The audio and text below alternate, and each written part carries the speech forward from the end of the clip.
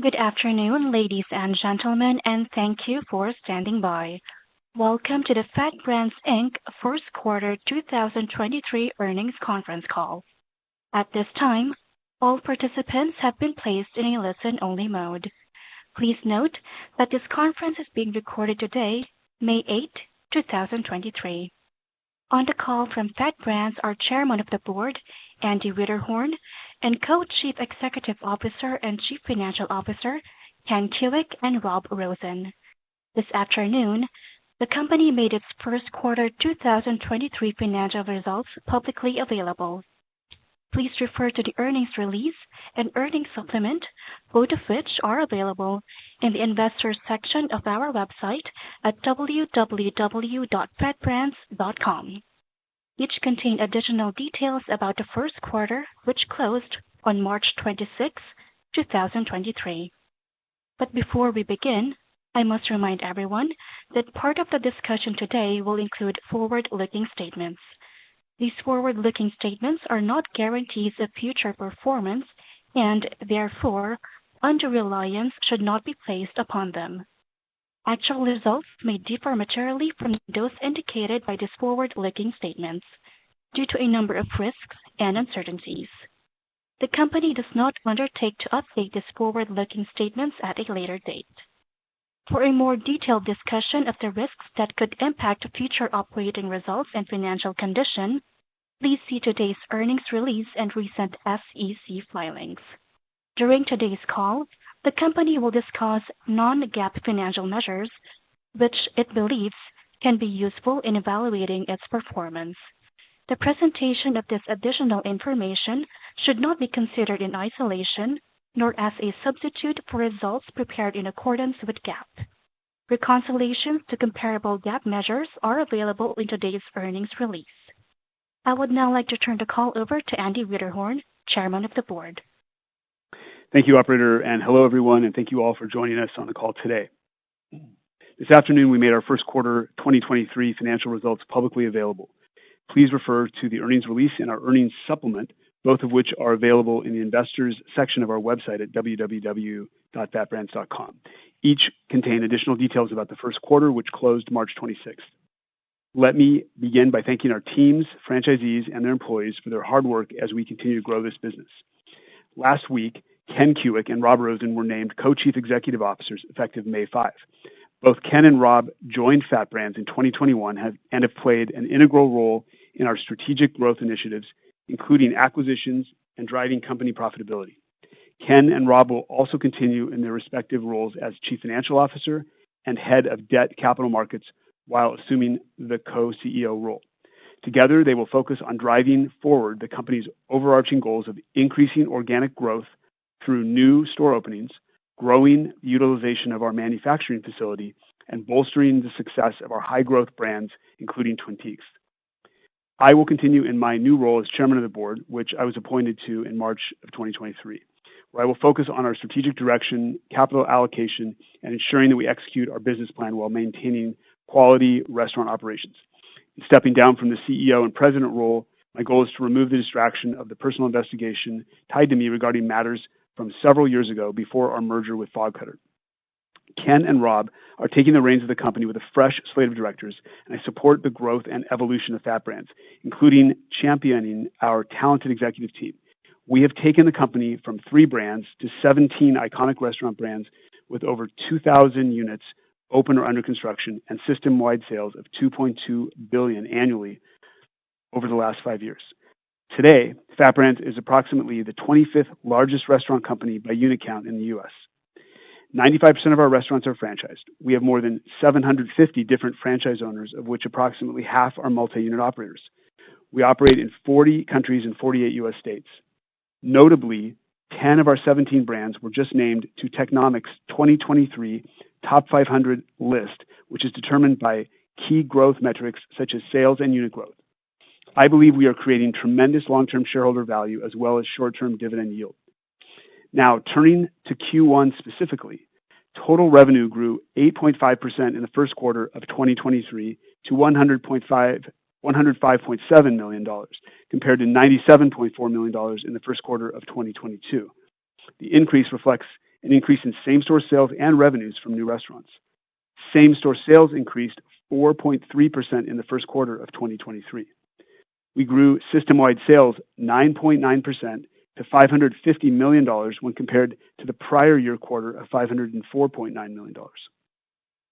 Looking at profitability, we saw over a 26.8% increase in adjusted EBITDA to $19.2 million from Q1 2022 adjusted EBITDA of $15.1 million. On a trailing 12-month basis, adjusted EBITDA was $92.9 million. Now I would like to discuss our two-part growth strategy consisting of organic growth and growth by acquisition. As you know, over the last 2 years, we have had a very robust acquisition strategy by acquiring 9 brands. Similar to 2022, this year our focus will be on building upon our impressive organic growth pipeline. During the first quarter, we opened 41 units, and for quarter 2 are slated to open 45 units. In total, we are projected to open 175 new units this year, representing 25% unit growth from the prior year. Our total development pipeline of organic growth remains the strongest in our company's history, with agreements for more than 1,000 new restaurants over the next few years. We estimate this growth to be worth approximately $60 million of incremental adjusted EBITDA, which will raise our adjusted EBITDA to approximately $150 million. This is also noteworthy as it will naturally delever our balance sheet. Interest in FAT Brands concepts remain high as our franchisees see value in building their portfolio within the FAT Brands family. We have signed 77 new franchise development deals year to date and expect to hit 100 by the end of this quarter. This is evidenced by an agreement to open 10 new co-branded Great American Cookies and Marble Slab Creamy locations in Puerto Rico. These locations are set to open over the next 5 years, the first 2 locations slated to open by 2024. Additionally, we signed a new development deal to bring 20 additional franchised Johnny Rockets locations to Mexico over the next 10 years. Johnny Rockets has been operating in Mexico since 1991 and currently has approximately 25 restaurants throughout the country. Also, we've signed a development agreement to bring 12 co-branded Fatburger and Buffalo's Express restaurants and 10 co-branded Marble Slab Creamery and Great American Cookie locations to Iraq, adding to our existing restaurants in that country. We also continue to innovate with our brands, creating additional opportunities for our franchisees. During the quarter, Pretzel Maker opened its first drive-thru location in Iowa. Since opening, the location has performed incredibly well, paving the way for future growth of this store model across the globe. As part of our organic growth strategy, we're also laser-focused on the accelerated development of Twin Peaks based on the strong unit economics and the long-term growth potential we see for the brand. Twin Peaks continues to produce industry-leading AUVs of around $6 million, with some of our highest volume locations in Florida generating AUVs between $9 million and $12 million each. Additionally, these restaurants have very strong margins. Twin Peaks is also set to hit a key benchmark by the end of this month, surpassing 100 locations. We anticipate opening 18 to 20 new Twin Peaks in 2023, closing the year with approximately 115 lodges, and almost 40% growth in unit count in just 2 years since FAT Brands' acquisition of Twin Peaks. Our current Twin Peaks pipeline includes over 100 new stores. We see similar unit growth for 2024. Twin Peaks is the only brand where we are materially growing the number of company-owned locations in key markets, as both the return on invested capital and absolute dollar profit are very high. Traditionally, we've opened 2 to 3 company-owned units each year, but we are striving to increase that in 2024 to 5 or 6 units per year and more in the years thereafter. Co-branding is another key part of our strategy to help drive sales and leverage margins. We see great value in pairing similar brands in our portfolio together as a way to drive additional revenue growth through a combined menu approach. We presently have more than 230 co-branded locations, mainly consisting of our Fatburger, Buffalo's Express, or Marble Slab Creamery, Great American Cookie pairing. During the quarter, we brought Fatburger back to Illinois with the opening of co-branded Fatburger and Buffalo's Express in the Chicago area in partnership with ADTJ Development, LLC, which includes basketball stars Anthony Davis Jr., Derrick Rose, and Tim Hardaway Jr. This opening is just the start of our growth in the state, as it is tied to a larger multi-unit Illinois franchise development deal. Similarly, brand synergies within our portfolio continue to be an important strategy for FAT Brands. In April, we unveiled a new cookie offering across all Elevation Burgers. We saw an opportunity to enhance Elevation Burgers' dessert program with the cookie dough we currently produce at our manufacturing facility in Georgia. Not only will this provide a boost to the Elevation menu, but it will also increase the productivity of our manufacturing facility. Following the Elevation Burger cookie launch, we began rolling out cookies across many of the other burger brands in our portfolio, which should be substantially complete by the end of the summer. As you know, our Georgia-based manufacturing facility produces pretzel mix and cookie dough for several of our brands. We believe our factory business today is in its early stages of growth because it only operates at about 35 to 40% of its capacity. We began expanded utilization of the factory just about a year ago when we acquired the Nestle Toll House Cafe by Chip franchise business. We are still in the process of rebranding approximately 20 Nestle Toll House Cafe by Chips to Great American Cookies. To date, we have converted approximately 50 stores and expect to complete the remaining 20 conversions by late 2023. Now, let us turn to FAT Brand's second strategic pillar of growth. That's by acquisition. When evaluating potential acquisition targets, our focus remains on strategic acquisition opportunities of brands with a proven track record of long-term, sustainable, and profitable operating performance. And as noted, we are focused on our high-growth brands, particularly our sports lodge category, and would consider acquiring concepts with locations that can be converted into Twin Peaks. We're also looking at other categories to round out our portfolio, such as salad, sandwich, or coffee brands. And finally, we are looking at opportunities that would allow us to further expand our manufacturing business. Looking at our balance sheet, we have worked hard to maintain a healthy liquidity position consisting of both cash and marketable securities. Further, we have taken steps to reduce approximately $5 million in corporate G&A for 2023. As we all navigate this challenging interest rate and inflationary environment, we have adjusted our focus to realize long-term goals that will yield significant shareholder value and execute our corporate strategy, making sure we have adequate liquidity and runway, nurturing the brands that we expect will generate significant value in the future to reduce debt, and growing our EBITDA through new unit openings takes priority in this environment. I want to address recent discussions regarding the state of our financials. FAT Brands has strong liquidity and is in compliance with all of our debt covenants. Our securitized debt, which is the only debt we have, matures in 2051. It begins to amortize a little bit each year for the next couple of years, beginning later this summer. We are prepared for such amortization. We locked in our fixed interest rate in 2021 at favorable rates before the crazy increase in interest rates. And we are like many other acquirers of brands using debt and equity to make those acquisitions and then paying down that debt over time. We are focused on getting to a cash flow positive and GAAP net income positive position in the coming quarters. But we are not unlike a number of our peers in this space that are not yet GAAP net income profitable because they are in a high growth state.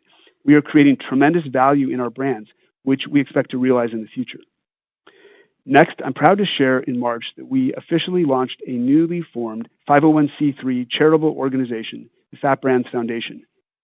Giving back has always been a part of the FAT Brands DNA. This foundation was created to amplify the existing charitable efforts of our company.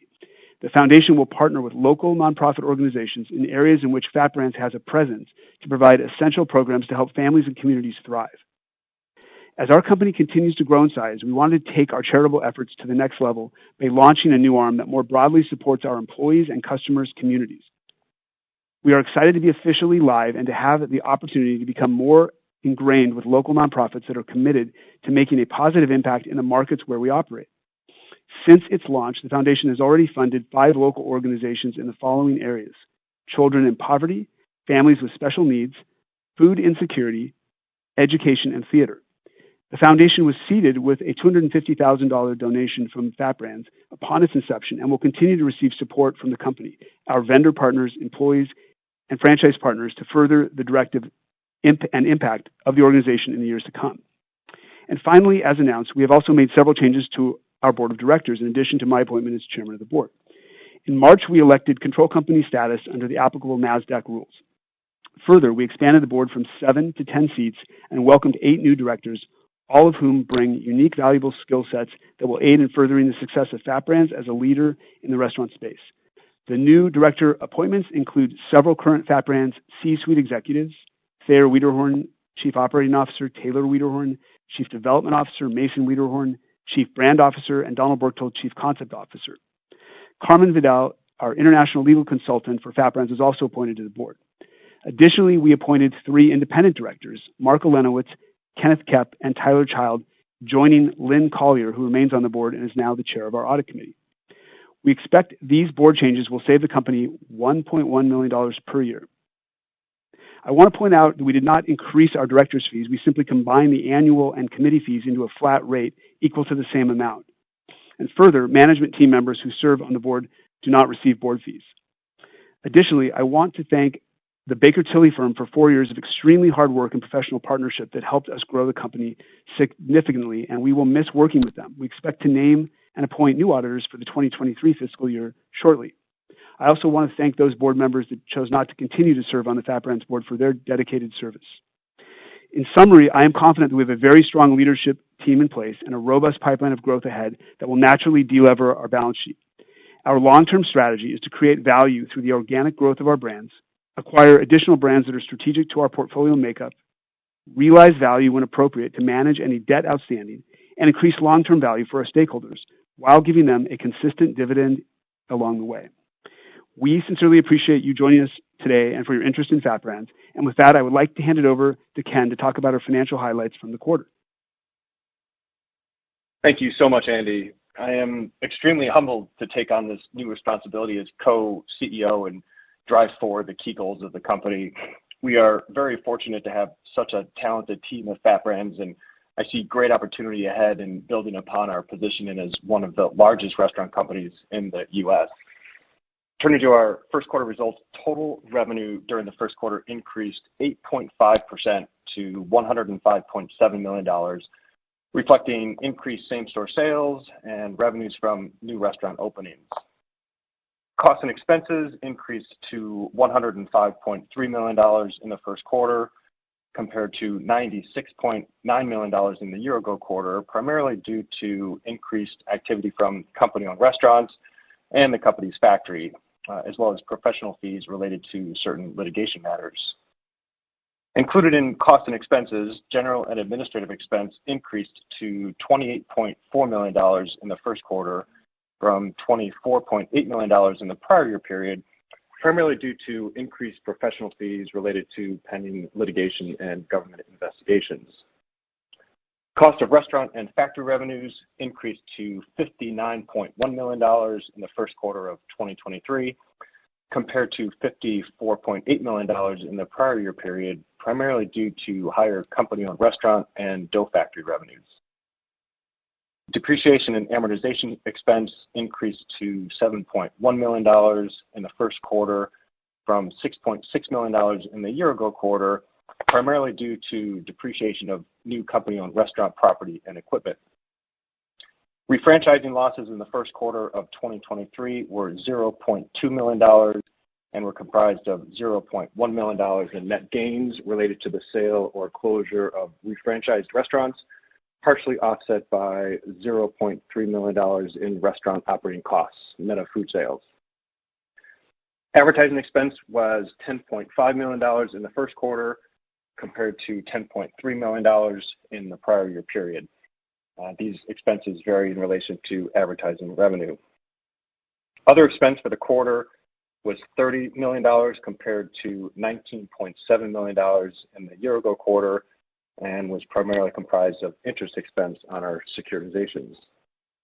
Our income tax provision for the quarter was $2.5 million compared to $4.5 million in the year-ago quarter. Net loss for the quarter was $32.1 million, or $1.95 per diluted share, compared to a net loss of $23.8 million, or $1.45 per diluted share in last year's quarter. And on an as-adjusted basis, our net loss was $23.5 million, or $1.43 per share, compared to $18.5 million, or $1.13 per diluted share in last year's quarter. And turning to cash flows, it's worth noting that our $32.1 million net loss for the quarter included $7.1 million of non-cash depreciation and amortization, $7.7 million of non-recurring litigation expense, $5 million of non-cash interest expense, $1.1 million of non-cash share-based compensation, and $0.4 million of non-cash lease expense. And the total of these items and our net loss was $21.3 million. And with that, I'll turn it over to Rob Rosen for a few remarks. Thanks, Ken. Our focus will be on bolstering the firm's liquidity, decreasing overhead, and lowering corporate leverage. We'll look to lower the corporate leverage by investing the time and CapEx necessary to both get the pipeline stores open and to grow and position several of the fastest growing portfolio assets to be sold.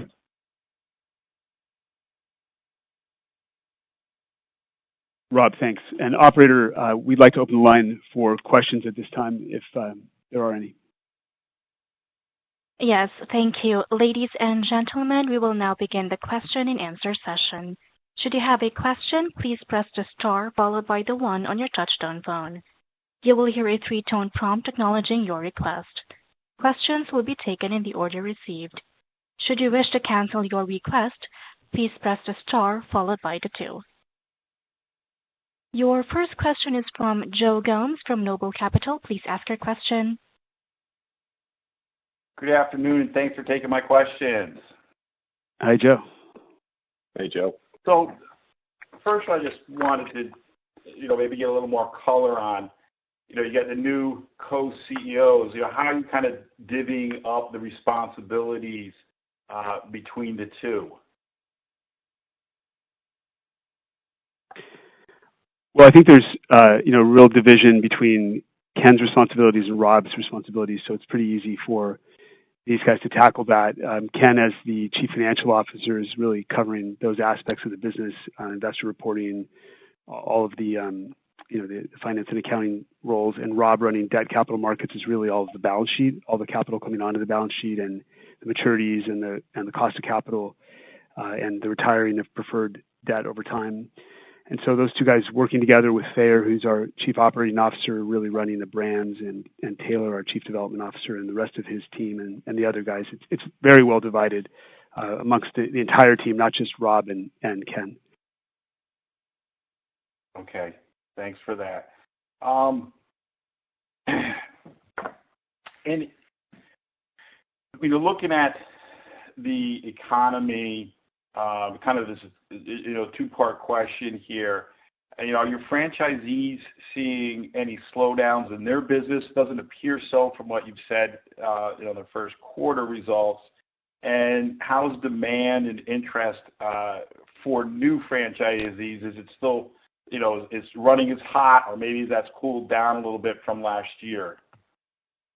I would say to answer the two-part question with two answers, I think same-store sales are just a little bit softer as we roll into Q2 than they were in Q1. And I think that's consistent across the industry, except maybe in the QSR side of things. And we've definitely seen a pickup in business again in the sports lodges, which we're excited about. A lot of activity these days, of course, with all the different playoff games. And then in terms of new franchise development, it's really on track. I don't think that we'll have a year like we did in 2022, again, where we sell almost 500 new stores, 460 new stores or something like that. Maybe it's 350. It's a big number. And, we're hoping to get to 200 this year. We're going to hit 100 by the end of the first half of the year. And in terms of new store openings, we're 25% higher in new store openings than we were a year ago. So franchisees are continuing to build stores at a faster pace. They're still buying the territory rights for new development, perhaps at a slightly slower pace than last year, but I don't think last year is a very, very good example as a year that we're going to hit every time. Right. Yeah, that would be a little difficult to do, but excellent. You didn't mention anything on the preferreds. Just wanted you to give us an update on what is going on there. Yeah, it's in our 10K and in our 10Q. We redeemed about $45 million of the $137 million of preferred stock that was redeemable last year, and some of that preferred stock has been permanently retired. We used our securitization facility to generate bonds. We used bonds to buy back stock, and we used some cash.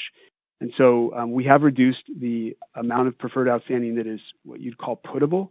The balance of that preferred stock remains outstanding. It earns a dividend and an extra dividend rate until the time that we retire it. But in this environment, It's difficult to want to issue common equity given the current stock price, and so we've chosen to use the securitization facilities instead, and hope that we'll retire the rest of that redeemable preferred stock in the coming quarters. Okay. One more for me, and I'll step aside and let someone else got some questions here. So I was just looking at your restaurant cost as a percent of the restaurant sales. It came in at about 94.4%. For all of 2022, it was just a tad under 92%. Was there something different in the first quarter that it hit that 94.4%, or could we, anticipate that number coming down in the coming quarters? Hey, Joe, it's Ken. I just want to point out in that number that you're talking about, the cost number you're referring to is the restaurant and factory costs. So you have to, on the revenue side, add the factory sales and the restaurant sales. We're expecting to continue to increase the margins on our company-owned restaurants. That'll be part of Rob and Thayer and Andy my focus over the next several quarters. Okay, great. So it's a little bit blended. It dilutes the percentage number. It's a little bit blended there to try to figure it out when they're together. We're very focused on filling up the factory. We have a large sales in process pipeline of third-party manufacturing business, as well as rolling out the manufacturing of cookies and pretzels and brownies and things like that to our other brands. So that uses up capacity, generates more earnings.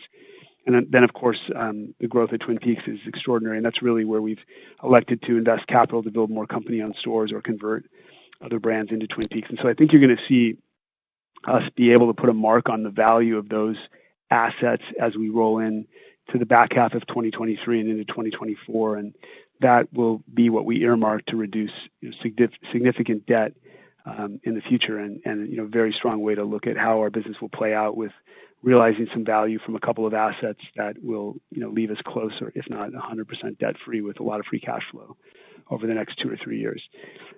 We all thought going into 2022, after all the acquisitions we made in 2021, that we would be able to issue common equity at a good price in the markets and also refinance our debt portfolio. And of course, the market changed. And so it made it more difficult to do those things, and it made us shift our focus towards a long-term solution instead of a short-term solution to paying down our debt. And the organic growth we have that's inherent in the portfolio, where EBITDA will grow from 90-something million to 150 million, naturally delevers us. But these additional assets and having the ability to realize value on those assets, I think will be a telling sign in the future. Joe, thank you very much. Anyone else that has a question? Yes, the next one is from Roger Lipton from Lipton Financial Services. Please ask your question. Hi, Andy. Hey, Roger. Andy, any of you could answer. Is there any more room in the securitization facility? You used it, I think, at the end of last year and then again in the first quarter. Is there further room to take down funds if you like? Yeah, Rob, why don't you address that? Roger, there is, the amount that can be issued is based on ratios and covenants and performance of the underlying portfolios. And without getting into too much detail on which ones have the room in it, there is room in the portfolios to continue to issue some more what we refer to as tap facilities. Right. Roger, one way to think about it is that today we have cash and marketable securities already on our balance sheet that we haven't sold.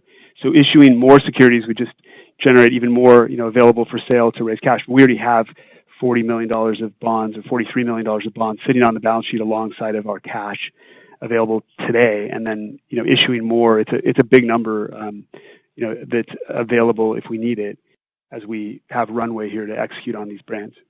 Okay. And have you yet been able to increase the utilization rate in the manufacturing facility, or is that about to? It's definitely up. It's definitely up because, again, we bought the Nestle Toll House brand, and then also we are rolling out cookies across all of our restaurant platforms and some brownies and pretzel items. So, our goal is to get that number up in the 50s here right away, 50% utilization from 33. And we have a lot of third-party contracting that we're negotiating right now, where we have sales in process or RFPs that we're responding to that I think will utilize a good portion of the capacity. The thing to think about is we want to utilize capacity for very profitable manufacturing, not just for marginal manufacturing. And so we're trying to be thoughtful about if we're going to take on a third-party contract or we're going to expand into a channel, we want to make sure we're soaking up capacity with extra margin business so that we can maximize the amount of margin that factory can generate before we look towards a long-term sale of the factory and some sort of a long-term supply contract. Okay. So is it safe to project that the EBITDA from that facility will be moving up in the course of this year? It is safe to project that, and furthermore, our goal is to try to utilize as much capacity as possible between now and the end of the year so that we're in a position to perhaps list the factory business for sale sometime in 2024. It might be towards the second half of 2024, but we want to maximize value there, and we think it's a great opportunity. Right. And the company Twin Peaks that you're building, my assumption is that's generally built-to-suit capital is available to you. You don't need too much of your own, as well as those stores are doing. Their AUVs being so high that there's capital out there from developers, so that you don't have to use too much of your own. That's right. I mean, essentially, what we do is we use our capital to build the store, buy the land, build the store. We get some financing for that along the way, and then we might turn around and do some sort of a sale leaseback of the asset and maybe have some long-term financing in place, like a lease or something for equipment on the store. So we're minimizing the amount of long-term capital that's invested, and that just makes the return on invested capital very, very high and very attractive. And Joe Hummel and his team have done an excellent job of managing these stores. They have the team in place to really grow that company-owned platform. It's the only part of our business we're letting that happen in because the ROI is so significant. And as we've talked about before, we really want to see the EBITDA in that business go from a $40 million run rate this year to a $50 million and then a $60 million and so on. And that will enable us to really realize the long-term value of Twin Peaks in the next 3 years or so at a very big number. And what about the value, which there is no doubt a substantial amount in Fazoli's or Round Table or Fatburger? Or I mean, presumably those brands are worth a considerable amount of money as well. Absolutely. I mean, each one of those brands is worth a lot of money. It's not our goal to sell off every brand that we have. It's our goal to decrease our leverage to either to a very manageable level or no leverage, and that's just a function of when we see the brands ready to harvest value. Which ones do we do? Do we spin out one of the brands publicly? Do we sell it to another private equity firm for all cash and reduce debt? Which is more likely. Those are all options that are available to us, or raise some cash in some sort of a partial IPO or something. We have all those levers available. We can also always refinance, call and reissue our securitized debt. Like many other private equity firms and issuers do. We're very fortunate in an unfortunate environment. We're very fortunate that we issued this debt in 2021 with a 30-year fixed rate. And, we thought we'd all be able to refinance it for less in 2022. That didn't happen. We had to look further down the road towards a long-term solution. But look, refinancing those existing securitizations is certainly not off the table. It's just, it's more expensive to do it today. So what do you get out of it? It would be a negative number in terms of savings.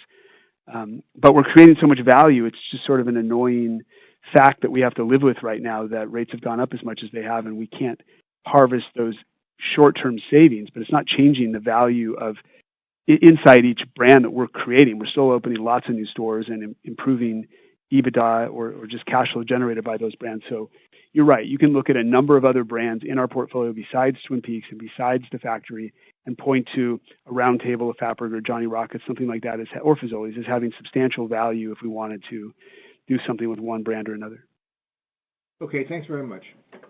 Thank you. Any other questions? No further questions at this time, sir. Please continue. Great. Operator, thank you very much. And at this time, I'd like to complete the call and thank everyone for joining us today and wish you all a good day or good evening and good week. Take care. Thank you. Ladies and gentlemen, the conference has now ended. Thank you all for participating. You may all disconnect.